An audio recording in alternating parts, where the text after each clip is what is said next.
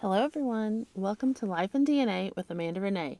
I'm your host, Amanda Renee, a wife, homeschool mom, and amateur family mystery solver. Join me today as I introduce myself and get into the details of what this podcast is going to be.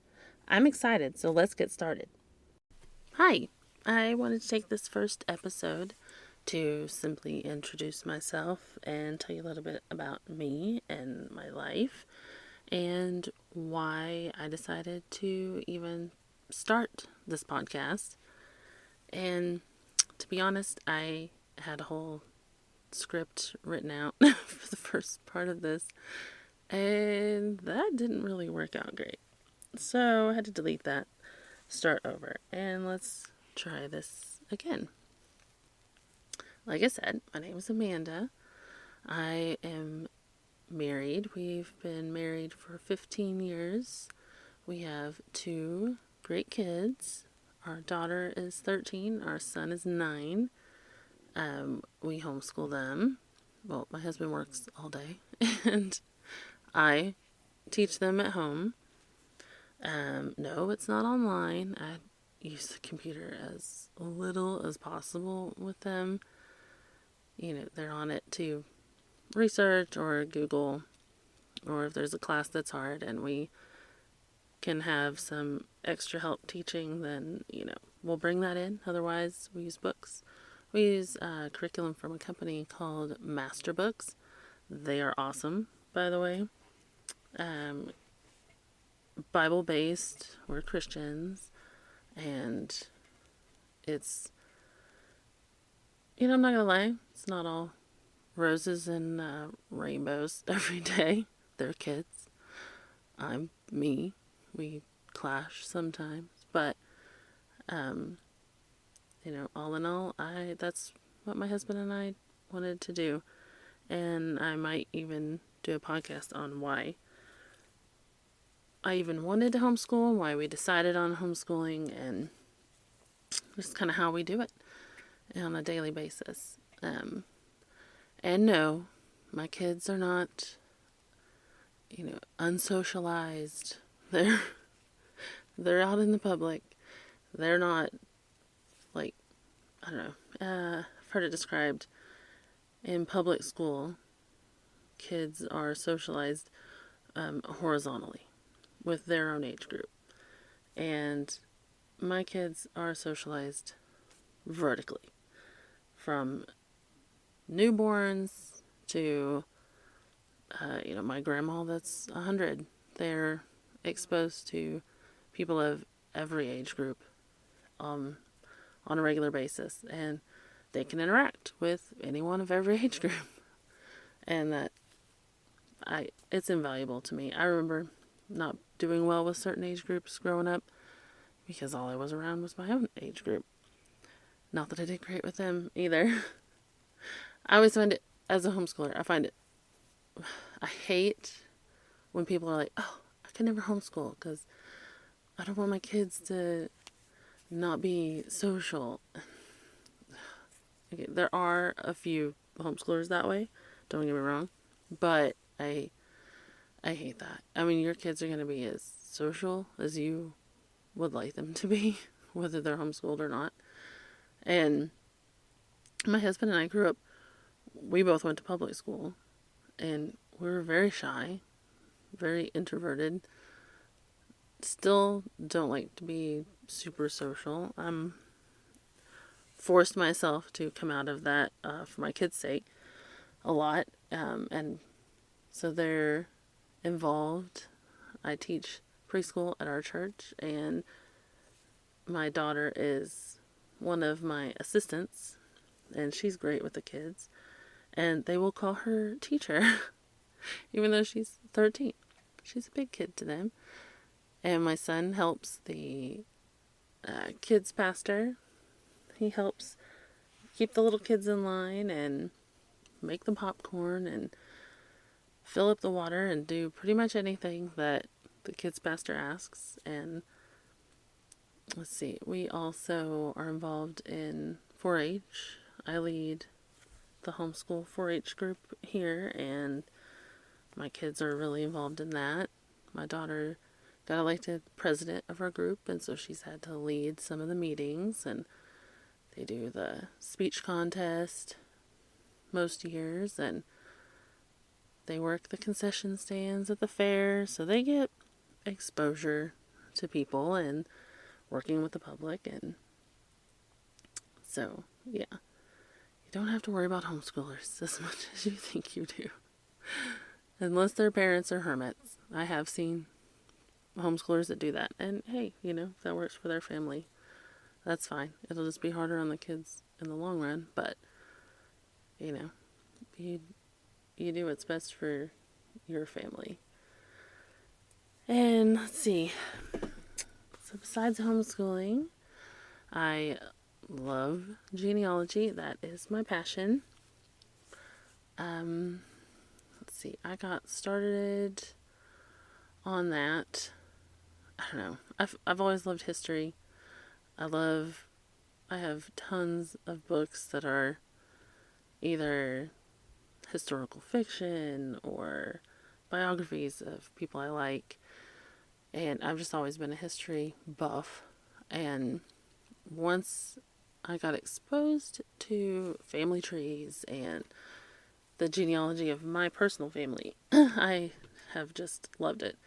I had an aunt that was working on the family tree on my dad's side, and I got to help with that when I was in my early 20s. My grandma on my mom's side, she lived in Iowa and we live in Oklahoma. So she had a book that was based around part of that side of the family, and she would make a few copies on her little copy machine in her office in the basement and mail them to me. And now that she's gone, I've gone back and seen the little notes that she wrote me. One, actually, not long ago, I was researching that side of the family, and I had remembered being told that my grandfather's grandfather had committed suicide. And when I was researching that line, I got to looking, and I was like, but he was elderly. Why would he do that? And I was looking through some of the papers she had sent me, and there in the top corner was a little note that answered my question, and I thought that was pretty neat. She was answering me from beyond the grave, I guess. And he had had a terminal illness and was really sick, and just, you're talking,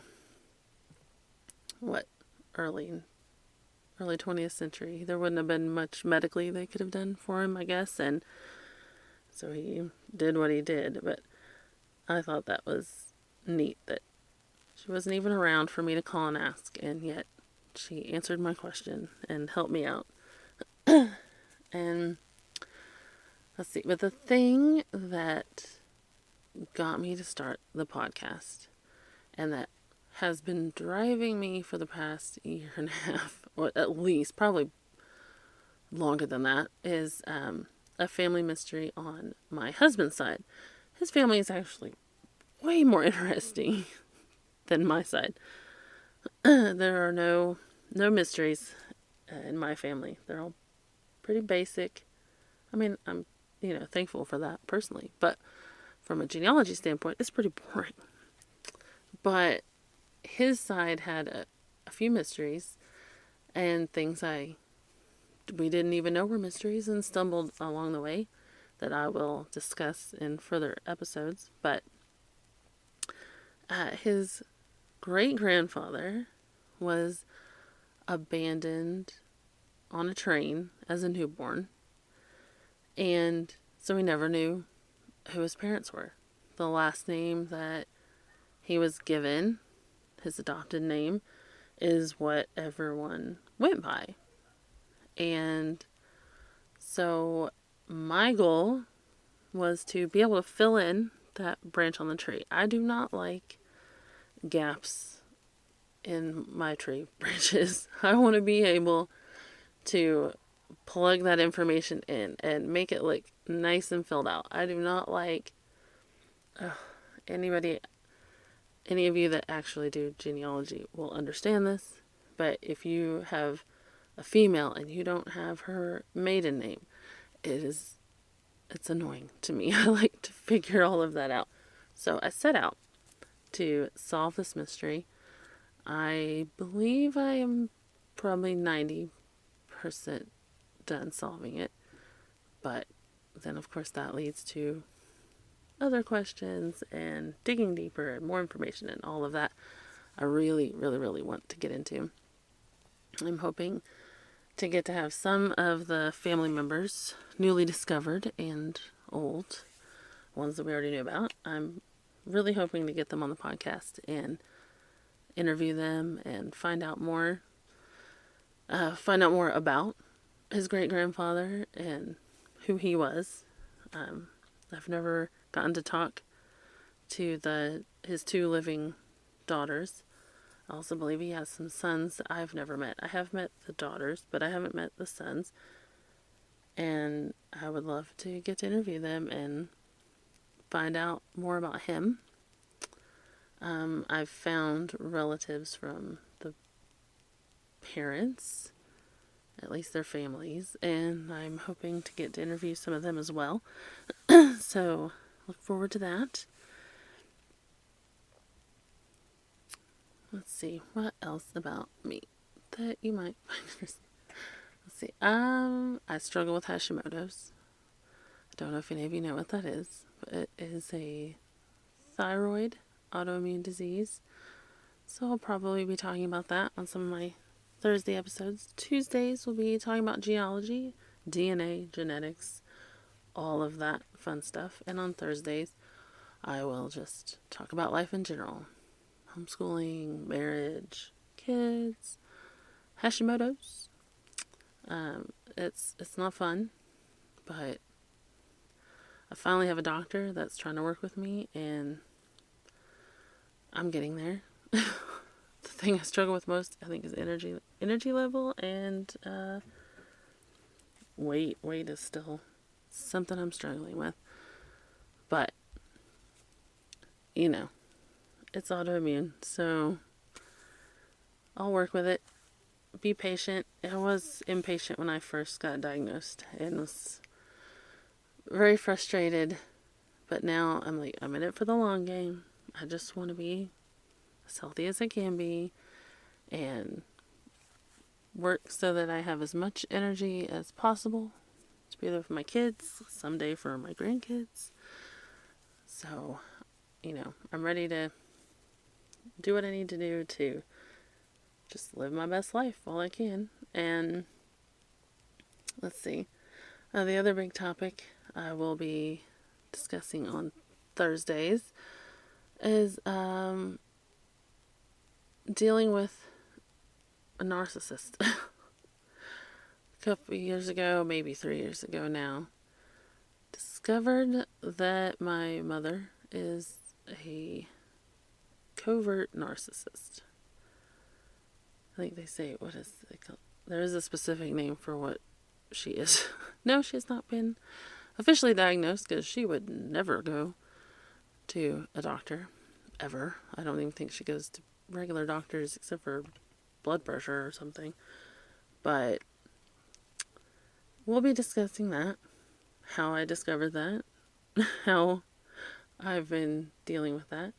Not well, sometimes. It's, I don't know how to describe it. How do you describe, I'm in my mid-40s. So I was early 40s discovering this. And to find out that your entire life was a lie because your mother does nothing but lie and twist everything. It's hard to take in, hard to process. I'm still working on that. So we will talk about that probably quite a bit if there's interest in it. I know I watch a lot of the videos, watch Dr. Carter on YouTube, and Dr. Romney, and a few others. And so it seems like there's a lot of people that have to deal with this, unfortunately. And so that's you. I feel you. And, I'm hoping to get to start a few Patreon things where we can discuss, like, anybody that's interested in family mysteries. We can, have a monthly or bi-monthly, or any suggestions, I will take them. Zoom call meetings and discuss, any family mysteries you guys have going on. Personally, I would love to hear about those. Give each other tips on, where to go next, what's the next steps. Even if it's just a cheerleader for, oh my gosh, that was awesome that you discovered that. Because anybody that does genealogy, I'm sure, not everyone is interested in that like we are. And when I tell my husband all my wonderful discoveries and get so excited, he's just like smile and nod. Yeah. Okay, that's great. My daughter, she actually wants to hear and she's excited, but pretty much nobody else right in my near vicinity really gives a crap. So I think that it would be nice to meet once or twice a month, discuss it. We can cheer each other on. If there's anyone out there dealing with, a narcissist or narcissistic abuse or just trauma from growing up with a narcissist, we can meet once a month and talk about that, help each other through that. I'm sure we're all in different stages of dealing with that trauma. I'll tell you, the first year, I did not deal with that well. And probably drank a little more than I should have. I don't drink much. Let me just put that out there. I'm more of a social drinker. I'll have a little something every once in a while if I'm just craving it. But that year, yeah. No, I used it to help me sleep. Used it to help me cope. Not in front of my kids or anything, but like at night by myself when the thoughts would just be overwhelming, So, hey, at least I'm not in that place anymore. That helps. But, like I said, if we can help each other through these things, I think, personally, that would be awesome. So, you can follow me on Instagram at Life and DNA, and maybe comment and plug an idea. Anything you want me to discuss, talk about, any topics, any questions you have for me, I will be glad to answer. Thank you, everyone, for listening today and for coming to get to know me a little better. You can check the show notes for the link to my Instagram and website. Join me Thursday when I'll be going into kind of why I started homeschooling, what we do on a daily basis, some of the things I've learned over the years. I've been doing this for 11 years now. And coming up on Tuesday for the genealogy episode, my husband and I are going to Scott Fest in a couple weeks. And we will be discussing ethnicity breakdowns and kind of how to trace where your roots came from, figure out which branch came from where. I'll have a few tips for you there, and we'll talk about my Scottish heritage, and I will see you then. Bye.